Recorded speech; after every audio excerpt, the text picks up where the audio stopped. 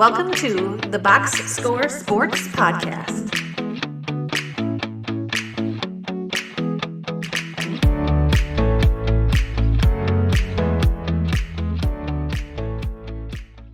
Welcome back, everybody, to the Box Score Sports YouTube channel. I'm your host, Ryan. On today's episode, we are going to continue our NBA season preview with the Los Angeles Lakers. If you want to know how we felt about their offseason, you could go check out a video we did of their division. We have how we felt about their offseason in that video. So we're going to focus on the season. Before we get into it, let us know down in the comments down below what you thought of, or what you think predictions of the Lakers season moving forward. Clint, let's get into our season preview for the LA Lakers. Last year, they were 50-32. They were third in the West, and they lost in the first round to the Timberwolves. They added your boy, DeAndre Ayton, Marcus Smart, and LaRavia. They lost Finney Smith, and I think that's the only one of note that they lost. So, and they did re-sign Luka, and they got LeBron coming back. What is your opinion, Clint? What is their strength, or what are you most looking forward to moving into the season for the Lakers? Skinny Luka. Yeah. He looks in shape. I mean, he made Men's Health for a good reason, so that's a good starting point. I just think, him a full year with the Lakers, not getting traded mid-season. He's not my favorite player, but I do enjoy watching Luka, and I think that is the strength of this team is they've kind of turned it over to Luka. The team's going to be based around him. Just seeing him kind of on a revenge tour after getting traded and the Mavs giving up on him.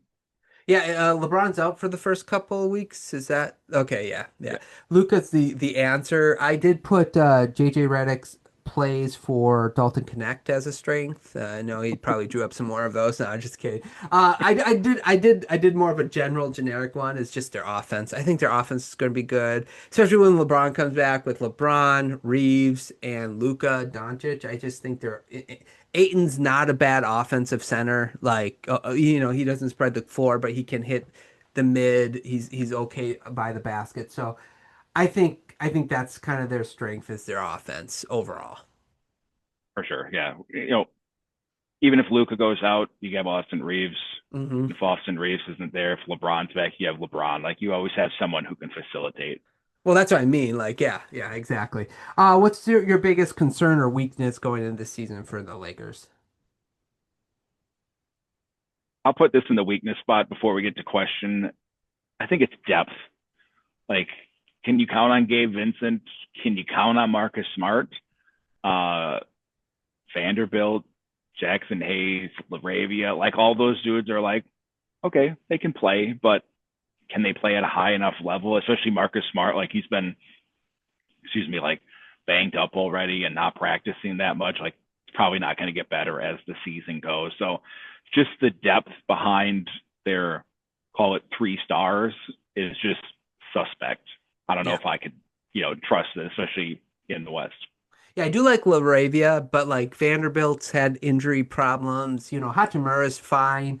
But yeah, Smart, Vincent, Connect. Yeah, that's a good one. Just can you rely on the depth that they have? I mean, poor Marcus Smart was in the Sahara Desert of the NBA league, NBA in the Washington Wizards for a long time. So it's just really hard for, he's older as well. So, yeah, that's a good one. I put their defense as a weakness. I like Hachimura in their starting lineup, but James doesn't bring it every night, nor should he have to. He's 40 years old. But Luka, he might be better defensively, but I haven't seen it yet, so that's why it's a weakness still. But Luka and Reeves being your backcourt with LeBron and Ayton, you never know with that guy whether he's going to be trying or not.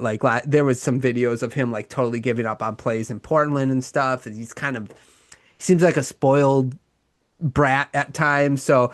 It's just something I can't rely on is their defense. And then when you do have your defenders out there, is it going to hurt your offense? So it's like a give take double edged sword type thing. So I'm not trusting their defense right now. Yeah, and Reddick did a good job of like papering over it or using some smoke and mirrors those first few weeks after Luka to make it look like a competent defense, but that kind of broke down. And to that point, coming into this year, you gotta kind of know teams are gonna be prepared for what they did. So do they have a counter, or is this going to be offense or bust? Right. And no offense, Laker fans, but and I'm a big Kobe fan, so I'm not like, but you also have the refs on your side. So, I mean, that might help with the defense a little bit too. Okay. So let's be fair. What? Okay. What? Okay. Biggest question for the Lakers. I'll call it vibes. Like between LeBron, he's been kind of passive aggressive this offseason. DeAndre Ayton is you don't know what you're going to get. Yeah, Like he's a was it total vibe.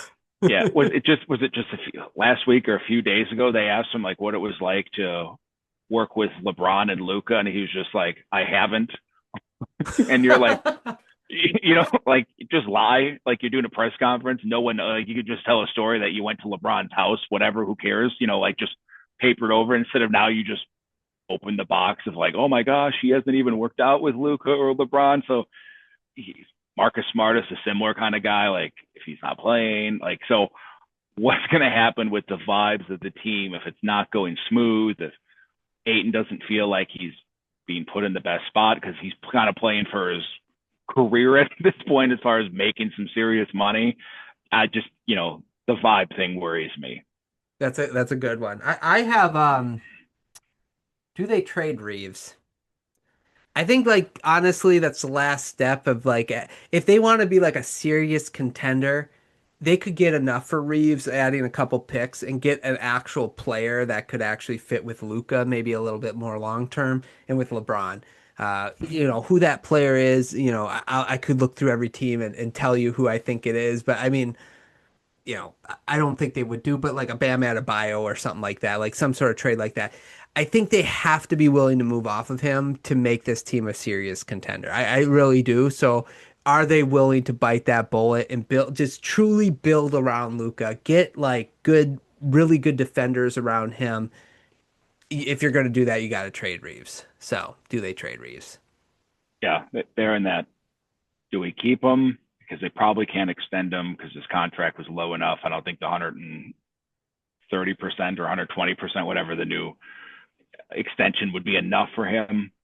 Or do you try to ride with Luca and Reeves and just let LeBron sunset or move off of him if need be? Well, I think of like a team like Houston who needs a guard. Like, why wouldn't they like, hey, we got Easton or somebody like that. What would it take to get Reeves or whatever? But yeah, anyway. Uh, what would be a successful season for the Lakers? So I don't think the Lakers are contenders, but I think they gotta be in the playoffs to have success for them. Because again, I think if it's going poorly, the vibes are going to go bad, and it's just going to be, instead of 4 hours of ESPN coverage, it's going to be 5 hours of ESPN coverage. So I just think it has to be playoffs, like a playoff team, and not just hey, we made the play in. Yeah, I like that one. I put getting further than the Mavericks. That would be a successful season. Like if you get further than the Mavericks, I think like Luca beats them every time they play each other. That would be a pretty successful season, and him keeping in shape all season would make a successful season as well. Getting Nico fired, Successful season. Okay, prediction. so I'm really worried with they were the 3 seed last year. Again, only a couple of games. I am going to bump the Lakers to a play-in spot. Oh I wow. am worried with LeBron and it's the sciatica and it was like 4 weeks, but that doesn't always just magically disappear. Um, and I think there's a limit to this, and I think it's going to be on the negative side. So I'm going to bump them down to a play-in spot. Okay. I'm gonna one word, syllables. Luka Doncic.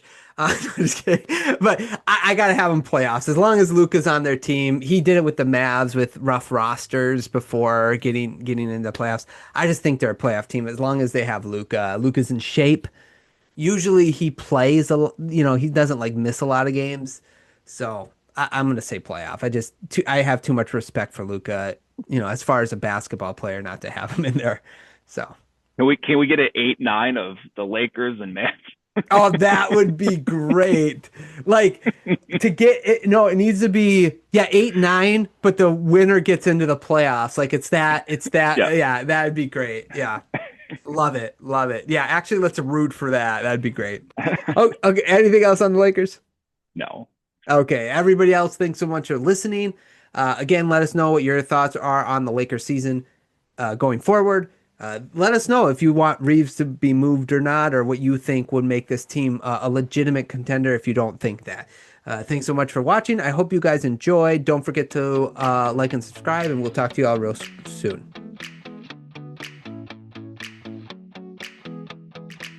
Thanks so much for watching this clip of the Box Score Sports Podcast. I hope you guys enjoyed. If you haven't yet, please subscribe to our channel. Follow us on Instagram and Twitter or X. And we'll talk to you guys real soon. See ya.